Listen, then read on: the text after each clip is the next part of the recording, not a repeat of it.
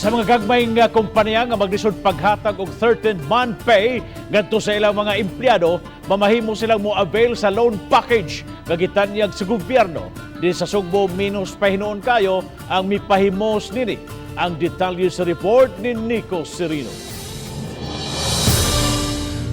Subay sa balaod required ang mga employers paghatag og 13th month pay sa ilang mga trabahante. Apan gumikan niining pandemya og krisis nga nasinati, hayan may uban nga mga employers nga maglisod paghatag niini. Mao nga giawhag ang mga gagmay nga negosyante pag-avail sa loan package nga gitanyag sa gobyerno. Ang 13th month loan facility gipaagi sa Department of Trade and Industry. Matod ni DTI Assistant Secretary Asteria Caberte, tuyo niini matabangan ang mga negosyante ug trabahante.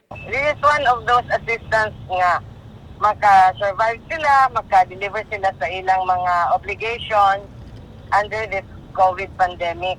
Gipaagi sa Small Business Corporation attached agency sa DTI ang pagproseso sa mga business owners nga interesado niini. Kwalipikado ang mga micro-enterprises nga may moabot siyam ka empleyado. Ingon man ang mga small businesses nga mahimong makakover sa moabot 40 nila ka empleyado. 12,000 pesos kada empleyado ang mamahimong ma-avail. Ipaagi ang application alang niini sa website nga bayanihancares.ph.